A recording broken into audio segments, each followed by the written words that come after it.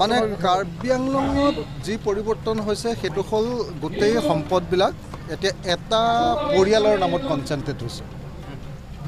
কাৰ্বি আংলং স্বায়ত্তশাসিত পৰিষদ গঠন কৰিছিলে মানুহক ক্ষমতাৰ বিকেন্দ্ৰীকৰণ কৰিবৰ কাৰণে, জনতাৰ হাতলৈ ক্ষমতা হস্তান্তৰ কৰিবৰ কাৰণে।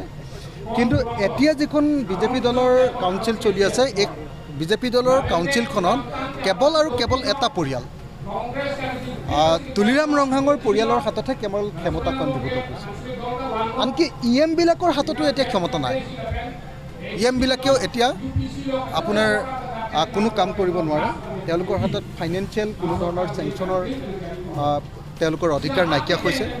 গতিকে মই ভাবোঁ যে স্বায়ত্তশাসিত পৰিষদ এখন গঠন কৰাৰ, বিশেষভাৱে ষষ্ঠ অনুসূচীৰ স্বায়ত্তশাসিত পৰিষদ এখন গঠন কৰাৰ যি লক্ষ্য, সেই লক্ষ্যৰ পৰা কাৰ্বি কাউন্সিলখন এতিয়া আঁতৰি গৈছে। দ্বিতীয়তে আমি দেখিবলৈ পাইছোঁ যে ইয়াতে কেৱল আৰু কেৱল ঠিকা এতিয়া কেৱল তুলিৰাম ৰংহাঙৰ পৰিয়াল বা তেওঁৰ সম্পৰ্কীয় মানুহেহে কাৰ্বি আংলঙত এতিয়া ঠিকা ঠুকলিবিলাক লাভ কৰিব পাৰে। ব্যৱসায় বাণিজ্য কেৱল আৰু কেৱল এটা পৰিয়ালৰ হাতলৈ গুচি গৈছে। তো এইটো দুৰ্ভাগ্যজনক ঘটনা। আজি আমি দেখিছোঁ যে 100 কোটি টকাৰ ৰাস্তাৰ কাম কেৱল এটা পৰিয়ালৰ হাতলৈ গৈছে। ইয়াত ঠিকা ঠুকলি সকলোৱে মানুহে মোক কৈ আছে যে ইয়াতে শিলৰ চিণ্ডিকেট, বালিৰ চিণ্ডিকেট, ইয়াতে কাঠৰ চিণ্ডিকেট, এই আটাইবিলাক এতিয়া কেৱল আৰু কেৱল শাসক দলটোৰ হাতলৈ, শাসক চক্ৰৰ হাতলৈ গুচি গৈছে। মানুহৰ হাতত কোনো ধৰণৰ অধিকাৰ ইয়াত এতিয়া নাই। এইটো দুৰ্ভাগ্যজনক ঘটনা। আৰু মই শুনি আছিলোঁ বাহিৰত যে নহয় কাৰ্বি আংলঙৰ যথেষ্ট উন্নয়ন হৈছে, কিন্তু কাৰ্বি আংলঙলৈ আহি দেখিবলৈ পালোঁ যে কেৱল ডিফু নগৰৰ কেইটামান ৰাস্তা বনোৱাৰ বাহিৰে আৰু এখন ষ্টেডিয়াম যোৱা চৰকাৰৰ দিনতে বনোৱাৰ বাহিৰে আচলতে কাৰ্বি আংলঙৰ ডিফু নগৰৰ মানে 3 নম্বৰ ৱাৰ্ডলৈ কালি মই গৈছিলোঁ ধৰমনলা, সেই ৰাস্তাটো কেনেকুৱা ভগা চিগা আপোনালোকে নিজে দেখিবলৈ পাব।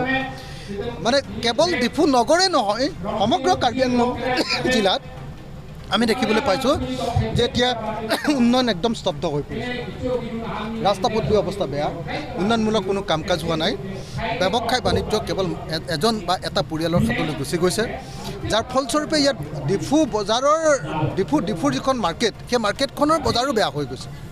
কাৰণ আগতে 300 বা 400 ঠিকাদাৰে কাম কৰিছিলে কাউন্সিলত, এতিয়া এটা পৰিয়ালৰ হাতলৈ সকলোবিলাক ঠিকাৰ কাম গৈছে। গতিকে বজাৰৰ অৱস্থাও বেয়া। গতিকে মই ভাবোঁ যে ক্ষমতাৰ বিকেন্দ্ৰীকৰণ বা 6 চিডুলৰ যিটো শাসন, এই ক্ষমতাৰ বিকেন্দ্ৰীকৰণ ইয়াত হোৱা নাই। ক্ষমতা এতিয়া কেন্দ্ৰীভূত হৈছে আৰু সেই কেন্দ্ৰীভূত হোৱাটো পূৰা তুলিৰাম ৰংহাঙৰ হাতত আছে।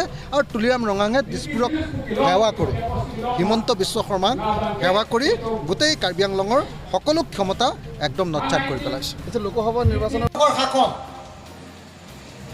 আনকি মই শুনিবলৈ পাইছোঁ যে CM-ৰ বাহিৰে বাকী যিসকল EM আছে তেওঁলোকো অসমীয়াত কয় ধান কুটাৰ মাৰি, মানে ধান যে কুটে, এনেকৈ ধান যে কাটে যায়, তলত যে মাৰিডাল থৈ লয়, তাৰ ওপৰত এনেকৈ যে ঘাঁহ দি কাটেনে নাই? এই মাৰিডালৰ কাম নাই, এনেই পৰিয়ে থাকে, সি মাৰহে খাই থাকে কেৱল, বুজিছে নাই? তাৰ নিজৰ কোনো জীৱন নাই, সি কেৱল আনৰ মাৰ খাই থাকে। এতিয়া মই শুনিছোঁ যে বাকীবিলাকৰ কথাটো বাদেই দিলোঁ, ষষ্ঠ অনুসূচীৰ স্বায়ত্তশাসিত পৰিষদৰ EM এক্সিকিউটিভ মেম্বাৰবিলাকৰ হাততো এতিয়া ৰাজনৈতিক ক্ষমতা নাই আৰু অৰ্থনৈতিক ক্ষমতা নাই।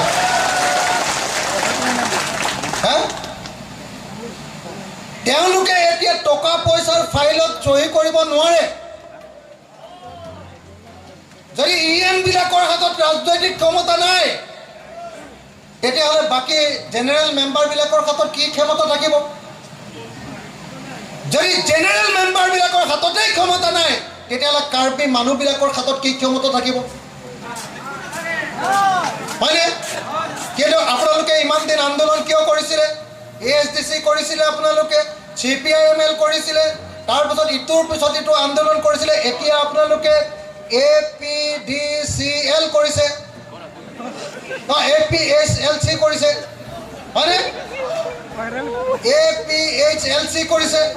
আপোনালোকে দাবী কৰিছে যে কাৰ্বি মানুহৰ হাতলৈ, কাৰ্বি আংলঙৰ হাতলৈ অধিক ক্ষমতা প্ৰদান কৰিব লাগে।